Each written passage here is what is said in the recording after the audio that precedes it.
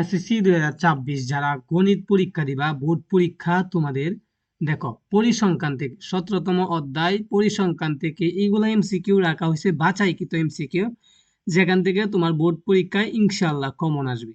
তো মাত্র এই কয়টা এমসিকিউ রাখছি, এই কয়টা এমসিকিউ তুমি চাইলেই 1 ঘন্টার ভিতরে শেষ করে ফেলতে পারবা।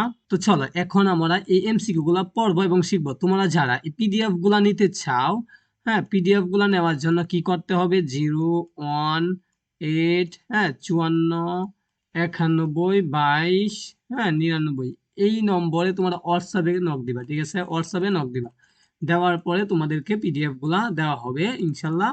তো দেখো 1 নাম্বার, এই যে সংখ্যাগুলা দেওয়া আছে না, এর প্রচুরক কত? আচ্ছা ভাই, প্রচুরক জিনিসটা কি?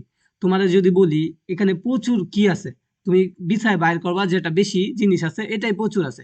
তো এইখানে তুমি প্রচুর প্রচুর জিনিসটা মনে রাখবা, ঠিক আছে? এখানে কোনটা বেশি বার আছে? তো দেখো 8 আছে কয়বার? একবার, 2বার, 3বার, আর বাকিগুলা একবার 2বার করে আছে, একবার 2বার করে, কিন্তু 8 3বার আছে, এই জন্যই প্রচুরক হলো 8। এগুলা একবারে সহজ, জাস্ট তোমাদেরকে বুঝিয়ে দিচ্ছি, দেখো তোমরা খালি বুঝে যাও।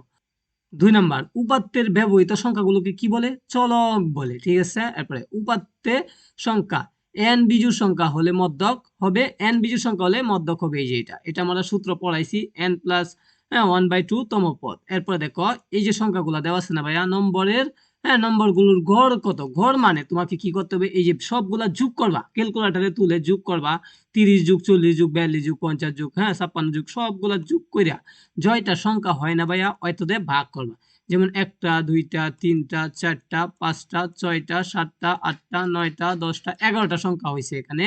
তো তুমি ভাগ দিবা, সবগুলা যোগ করে যত পাইবা ততর সাথে 11 দিয়ে ভাগ করবা, দেখবা ফলাফল আসবে 45.9। তো ওকে, চলো আমরা দেখি গ্রীষ্মকালে বাংলাদেশের কোনো একটি অঞ্চলে 10 দিনের তাপমাত্রা, আচ্ছা তাপমাত্রা হলো 10 দিনের, হ্যাঁ। তো সংখ্যা সূচক উপাত্তের প্রচুরক কোনটি? তো সংখ্যা সূচক উপাত্তের প্রচুরক দেখি আমরা এখানে 20। তো দেখো 20 হলো সংখ্যা সূচক উপাত্তের প্রচুরক। আচ্ছা, এরপরে দেখো 20 কেন হয়েছে, এই যে একবার 20 আছে, 2বার আছে, আর বাকিগুলা সব একবার করে আছে, ঠিক আছে? আর 20 2বার আছে, এই জন্য। নিচের কোনটি বিচ্ছিন্ন চলক? জনসংখ্যা বিচ্ছিন্ন চলক। জনসংখ্যা কি চলক? বিচ্ছিন্ন চলক। গত সপ্তাহে, সপ্তাহে মানে 7 দিনে, ঠিক আছে? তাপমাত্রা গড় কত? তো তাপমাত্রার গড় তুমি বার করবা, কিভাবে বার করবা? 7 দিয়ে ভাগ করবা, সবগুলা যোগ করবা, 23 যোগ 26 যোগ 29 যোগ 25 যোগ 27 যোগ 30 যোগ 29 যোগ, সবগুলা যোগ করার পর 7 দিয়ে ভাগ করবা, 7টা যেহেতু সংখ্যা আছে আইসা পড়বে 27। তো এটাই হলো উত্তর। এরপরে দেখো 8 নাম্বারটা, এই যে 15 17 24 21 16 17 23 এইগুলা সংখ্যাগুলো উপাত্তের মধ্যক কোনটি?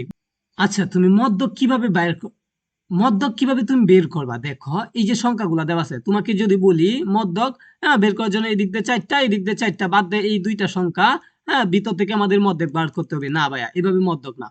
প্রথমে কি করবা, ছোট থেকে বড় সাজাইবা, সবচেয়ে ছোট যেটা এটা আগে লিখবা, এইভাবে ধারাবাহিকভাবে সাজায়া পরে মাঝখানে যে 2টা পাইবা না, এই 2টারে কি করবা, 2টারে যোগ দিবা, দিয়া 2 দিয়ে ভাগ করলে যে ফলাফলটা আসবে সেটা হলো 19। এটাই হলো মধ্যক। এরপর দেখো মধ্যক নির্ণয়ের এফ দ্বারা কি বোঝায়? যোজিত সংখ্যা, এফ দ্বারা যোজিত সংখ্যা। অজীব রেখার ক্ষেত্রে নিচের কোনটি সঠিক? ঊর্ধ্বগামী, এটা সঠিক, ঠিক আছে? অজীব রেখা আঁকার জন্য এই ঊর্ধ্বগামী লাগবে। গণসংখ্যা নিবেশন সারণী হতে আমরা এটা মধ্যকের সূত্রটা ঠিক আছে, প্রচুরকের সূত্রটা ঠিক আছে, তারপরে গাণিতিক গড় এটা সূত্রটা ভুল। এরপরে প্রদত্ত সারণীর ক্ষেত্রে, প্রদত্ত সারণীর ক্ষেত্রে উত্তর কোনটা হবে? 4 নাম্বারটা। এরপরে দেখো এই 7 দিনের গড় তাপমাত্রা কত আছে? 7 দিনের গড় তাপমাত্রা 37 ডিগ্রি। এরপর দেখো গুণবাচক নয় এমন সংখ্যা সূচক তত্ত্বাবলীকে পরিসংখ্যানের ভাষায় কি বলে? উপাত্ত বলে, ঠিক আছে? 15 নাম্বার, অনুসন্ধানাধীন উপাত্ত পরিসংখ্যানের কি হিসেবে বিবেচিত? কাঁচামাল হিসেবে বিবেচিত। উপাত্ত সমূহে সারণীভুক্ত করাকে কি বলে? সারণীভুক্ত করাকে বলা হয়ে থাকে উপাত্তের উপস্থাপন। কোনটি অবিন্যস্ত তাকে সংখ্যাসূচক তত্ত্ব অবিন্যস্ত তাকে। এরপরটা পরিসর, দেখো এরপরটা দেখো উপাত্ত সংখ্যা তত্ত্বাবলী ধারা পরিসংখ্যানে কি নির্দেশ করে? আচ্ছা, এরপর দেখো সারণীভুক্তকরণের দ্বারা উপাত্তের কোনটি বোঝায়? উপস্থাপনা বোঝায়। এরপর মোট সংখ্যা বলতে কি বোঝায়? উপাত্তের মোট সংখ্যা। এরপরে দেখো সারণীভুক্তকরণের ক্ষেত্রে প্রথম কোনটি নির্ণয় করতে হয়? পরিসর নির্ণয় করতে হয় সর্বপ্রথম। আচ্ছা, এরপরটা উত্তর হবে 24। তারপরটা দেখো পরিসর 27, তারপরে ব্যবধান 5। গণসংখ্যা সারণী তৈরি করলে কতটি শ্রেণী হবে? 6টি শ্রেণী হবে। তারপরে দেখো 25, 27 এবং 30। কোন উপাত্তের গণসংখ্যা হলে দ্বিতীয় শ্রেণীর ক্রমযুক্ত গণসংখ্যা 52। পরিসংখ্যান ব্যবহৃত চলক কয় প্রকার হয়? দুই প্রকারের পরিসংখ্যানে চলক হয়ে থাকে। অবিচ্ছিন্ন চলক নিচের কোনটি? উচ্চতা। নিচের কোনটি বিচ্ছিন্ন চলক? জনসংখ্যা, এটা তো পড়ছি। উপাত্তে ব্যবহৃত সংখ্যাগুলোকে নিচে কোনটি বলা হয়? চলক বলা হয়। আচ্ছা, জনসংখ্যামূলক উপাত্তের চলক নিচের কোনটি? অবিচ্ছিন্ন হলো জনসংখ্যামূলক উপাত্তের চলক। তো এগুলো তোমরা জাস্ট পড়ে মুখস্থ করে ফেলো।